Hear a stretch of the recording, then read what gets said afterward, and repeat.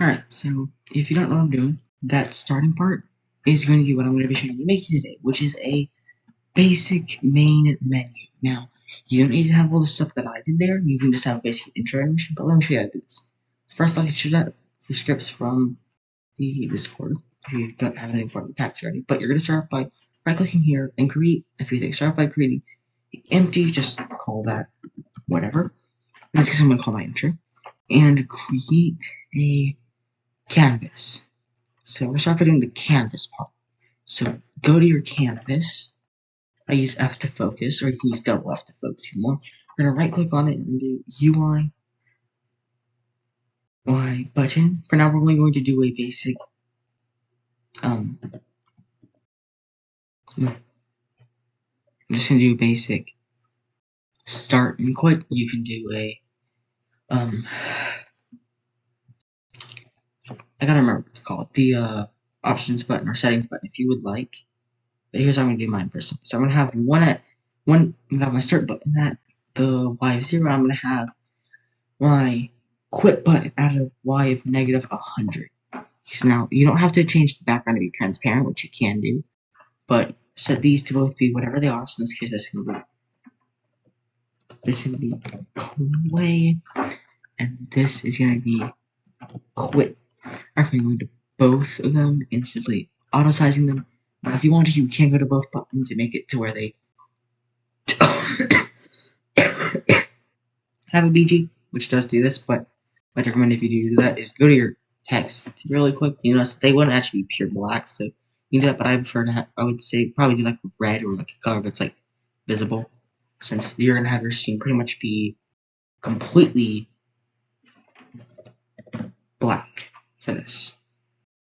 Or, well, maybe slight sensitive if you want. Okay, so the next thing you're going to do is you're going to focus on that main camera. Got it, 2D. And focus again. So, we want to create a background for it. Now, you can either do this via a panel, but we're going to do it the way I did. So, if you don't know, I got these assets from the entire game. It was a factory. You can have your own prefabs, but I'm going to press using this. So, you're going to start off by pretty much creating a floor of any sort. Doesn't have to be an exact floor, but what you do need to do is you do need to have a floor.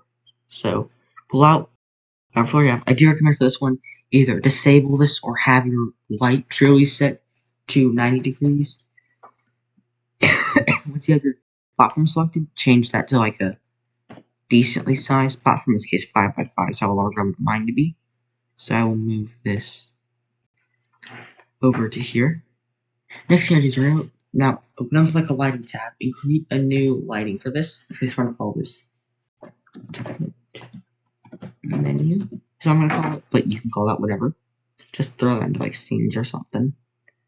Alright, next thing you're going to do is preferably build up how you want your background to look. So you can see this is what a player sees. That's what we want our player to be able to see, is pretty much the front of whatever our building is. So this case, preferably have something like that involves an entrance. Something that involves an entrance. Now, here's what I did. Is I started off by pretty much having a basic front part of the building. So you can see this is what the player sees right now. So we're going to move that over a little to like X of 10, probably. Then what you do is you want to have walls around it if your player can see beyond that. Otherwise, we do not have anyone that does not have windows, therefore we're going to just have to deal with negative 0.56 is the height that I got for this. So. Okay, what's the Z on this? 8.7. Are we getting this exact? So, now that that's exact aside from X, we can probably go ahead and build up the rest of this. And once that's done, you have this. Now you're saying, oh wait, the player can like see into our building here. What do I do then? Simple. You make a 3D cube in this case. Okay, set that to like 0, 0, 0 for now. Pull that like behind your thing however you like. Go to it and set its sizing to like the X to be like 100 and the height to be like 25 or something. And then when you actually get to see it, make sure it's lower than this. Okay, boom. Next thing you do is just apply whatever texture you want to it. Preferably, you have a material that is black or pitch black that creates this effect. Now, I obviously put this at like -15 or something. And then obviously on lighting, you probably want to generate lighting. So it generates accurate lighting. But you may have a problem with that. Oh no, it doesn't work correctly. Simple. Set that, just set it to be pitch black. Sure, the background changes, but like if you set a high nothing appears. Now, main problem is you can't see anything, which is why obviously you still want your directional light to be at a 90-degree angle. The problem is if you click generate lighting on this, it will still be a slight more anything. Now, what you're going to do is if you are doing this, go ahead and like add some props outside of it if it's a building. So in this case, we're gonna add like a few of our barrels to it, like I saw on my front one. Although I used barrel 4, I'm using barrel 3 for this one since I want to use a different one. And the hospital you saw was a prefab I got on like Sketchfab. But design it however you want. We're just gonna throw some. I'm just gonna throw some random things on here. This crane thing that it came with. I won't ever use this again throughout the entire game, but we're just gonna throw it up here. Alright, and then just add a little bit of debris for effect.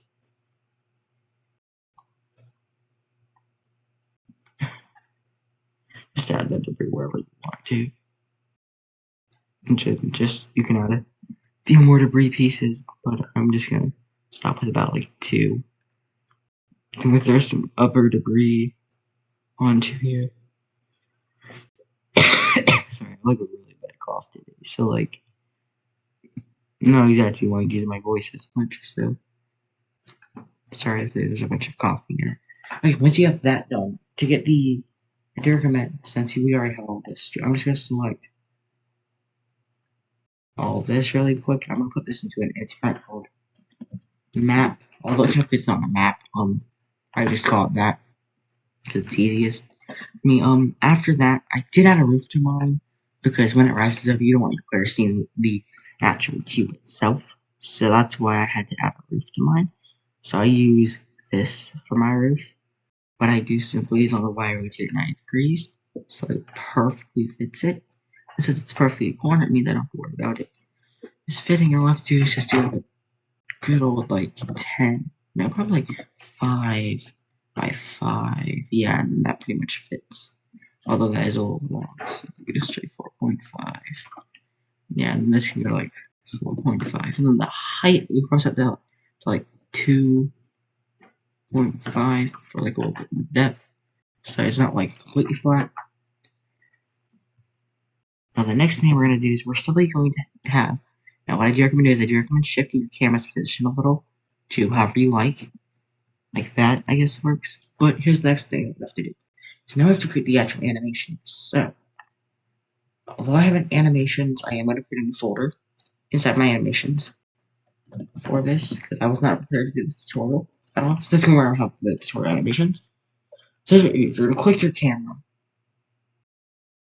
And you're going to create an intro. Just call this intro cam or whatever. You can call it intro. Okay, here's what you do. Is you're going to click this record. You're going to do that last frame. You're going to have it rise it to the height you want. So we'll do about 3.2 per second. And then you have this. The main notice that's a little fast. So let's say, okay, I want mine to be slowed. Simple. Set that. You go to the samples and set that up like 15.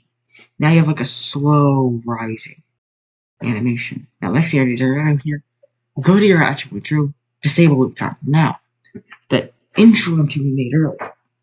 Go to your scripts and drag in the main menu intro script. Give it so the UI is optional, just make like an empty for that. Unless you actually have like some UI you're using for the intro, you can include that. What I would do is just put something in it so it doesn't get mad. Just like, I don't know, create a random empty, just name it whatever. And then just throw that in so it has something to not get mad at. And then the animator, you want to make that be your main camera. Also go onto here and make sure that it's enabled. Alright. And so now when you click play, what automatically happens is it automatically does this. Oh wait, I did remember what you have to do with the UI actually. So you know how the UI appeared there. Throw your UI into here and call this UI. Have your UI perfect be disabled, and then go to your intro thing again and give it the UI from your This is pretty much if you have the buttons and you want them to vanish and disappear. So you click play. At the end of your animation, yeah, you can see it's lagging a little from probably me recording and stuff. This appears. Alright, so boom. And then preferably you have the title, whatever your game is.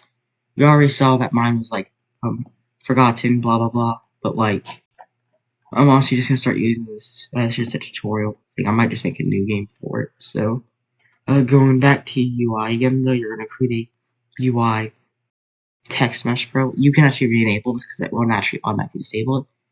And then this text, you're gonna put it up here, or whatever you like. You don't have to copy me, but I just prefer it like this. And then you're gonna do this, and you're gonna make it be auto-sized. Make whatever color you would like, and then make it be the name of your game. So, what I should do, I'm just gonna type in what.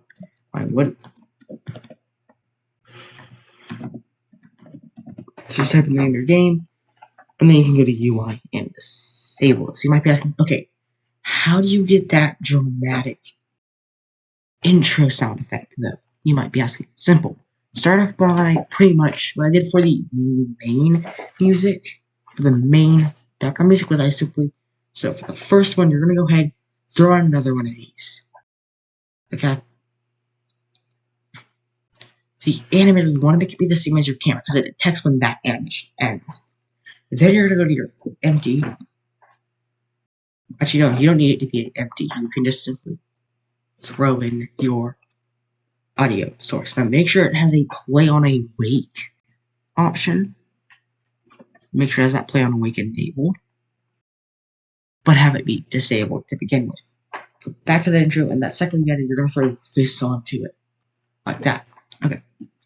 Now, once that's complete, when you click play, your background music should play the moment. Okay, wait, what sound effect did I put? Oh yeah, forgot. You actually have to put your sound effect in here. So in this case, mine would be this. Because if you don't have a music sound effect, it doesn't play. I forgot about that. So, wait. So here's something I did learn though, is that if you want to have it to where a different audio source plays before your main music, create another audio source really quick. Okay? And then give it whatever beat you want to play, which in this case for me would be Hit Windy Thud.